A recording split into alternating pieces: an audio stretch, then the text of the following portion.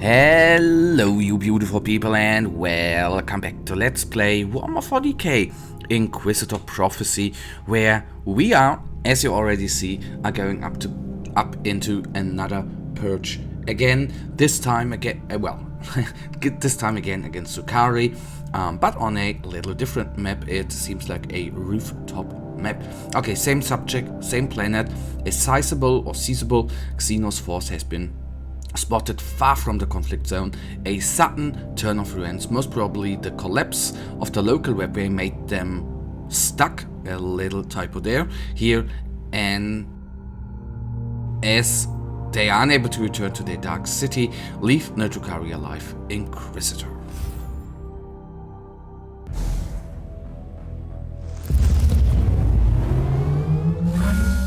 Only corruption lies beyond the veil. There is nothing but suffering and death beneath the stars. Oh yeah, he is completely 100% true there. So, oh man, this gothical imperial city rooftop style, absolutely, I can already say I absolutely enjoy the aesthetics of Warhammer, of the complete Warhammer universe, especially the 40k universe. Don't get me wrong, I was never really into the fantasy universe, which is of course not bad. Enjoyed stories and battle reports and everything of that particular universe as well. Although Age of Sigmar is technically not mine, but what you still have to say, the miniatures or everything, it looks amazing. That is where the talents of Games Workshop or Citadel actually is. So we have a Incubus here, which of course is a heavy hitter. Not as hard, of course, as the Succubus, but the nasty part about the Incubus, of course, is that he is not constantly, but oftentimes not teleporting, generating some enemies, or he is leading some enemies into the battle, which is sometimes not that great if he constantly generates new enemies. Okay, so the Rex Skinners, I think he's actually generating there, but that shall right now not be the point. Those are down. That is very, very nice. Come on, go. This game sometimes is still a teensy little buggy. That is just it. But I can actually live with the small bugs which are still in the game. They are not the greatest bugs in the world. Well, there was 2 times I think I had the bug that I could not damage the enemies, but I'm not entirely certain whether that really was a bug or through the terror mission where the enemy is so heavily armored that I could just not punch through their armor. I don't know, but that is just it. Okay, I'm going to take the medical supply with me. 2 inoculators we have already taken. If you have not seen the last episode, fun fact is that, and don't get me wrong, a level 84 mission is not the highest of levels up there, but it is confusing that the Drukhari here can so oftentimes so quickly just take our HP down. That is a little bit weird, and I don't get it in that moment sometimes. Okay, good. We are not going to get engaged by the grenade, but our little constructs, which did heavily damage all of them. The dot there was very, very not so good, I guess, for our little construct. So we nearly have cleared out half of the enemies, which is quite nice, which means we are clearing the map out for good.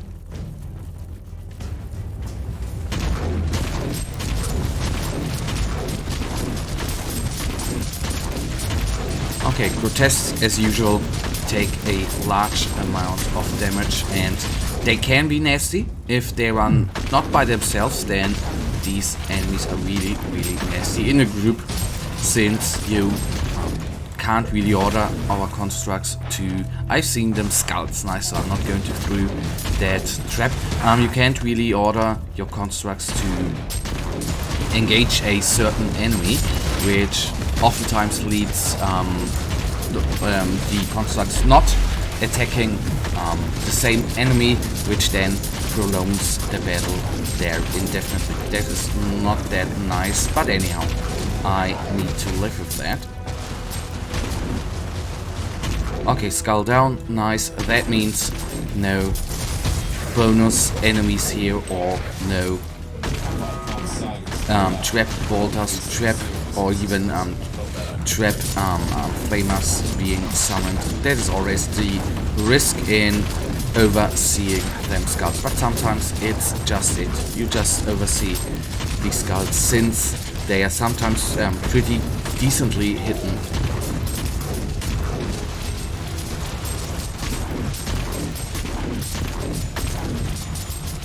Okay, those guys gone. The big guy did some good work down there. Very, very nice. Thank you for that. And yes, I've seen the shrine, which will give us a little buff. Hopefully the plus damage buff, and I will definitely take that buff with us. Even though if it's damage reduction for the enemies, then the buff is great as well, since they already do 60% more damage in the extreme difficulty mode of priority assignment, so it is quite good to have a little buff which will make our lives a teensy little bit easier there.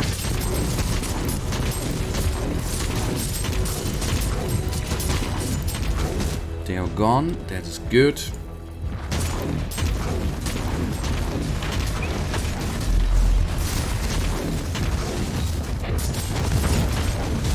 I'm just going to take the inoculator just in case. The good part here is that we have a medical supply box there, which means if we really get into that trouble, I can swiftly... Well, I will probably take some inoculators there with us. Never a bad thing to have, actually, all of them available. So this is a... I should have taken the buff before, I assume, since fighting through them enemies here might have the damage increased buff, for example, might have helped out. Just saying.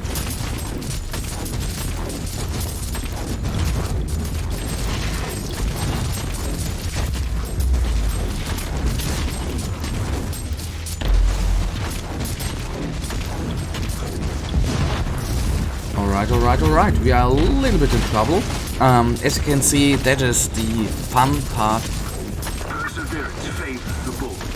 Give them more death. This is the fun part about, I think, Inquisitor Prophecy, that not every enemy composition is the same. And sometimes by just having in the enemy composition, for example, a incubus or a succubus, makes the fight a lot of different. Okay, damage reduction by 20%, which is quite nice, since we are now going to engage the last enemy, which will be a little... I always call it boss fight. This is not really a boss fight, but the damage reduction here always is quite good, since those guys, detailers or chronos, whatever you face there, they always have a teensy little bit of a bodyguard, which then means a harder fight than usual. And what you see there, one shot and he can take all of them, all of our constructs down. And the bad part, of course, he deals a lot of damage to us, which makes it sometimes very, very hard to safely engage here. Can only be that lucky that we are not by ourselves. That then would mean a little bit more trouble.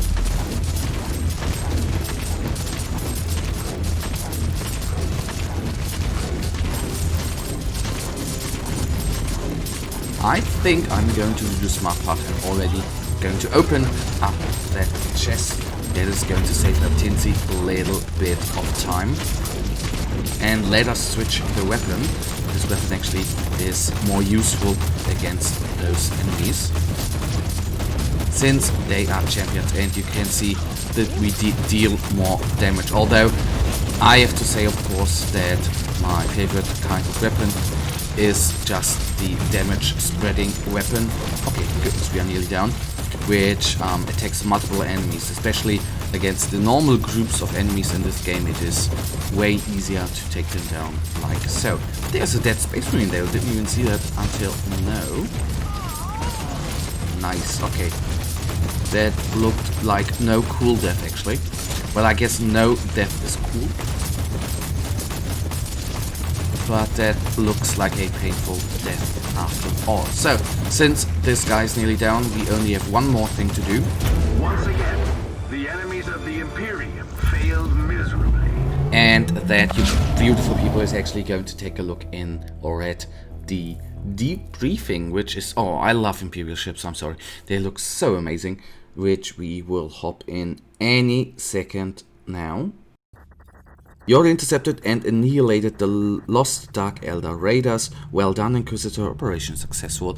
There's no more time to rest. We have already received new reports. Imperial field artillery has acted on a Xenos diversion and fired on a friendly unit. The Drukhari then ambushed and slaughtered the survivors of the weakened unit. We can still catch the exfiltrating Xenos if we act quickly, and we will act quickly, and we are level 82. Nice. But guys, that right now actually brings us to the end of this episode, and you know it, I, as usual, really thank you for watching. If you guys actually do have enjoyed this episode, then please give me a little thumbs up and subscribe, and hopefully I'll see ya in the next episode. Until then, have a nice day. Stay frosty. Bye.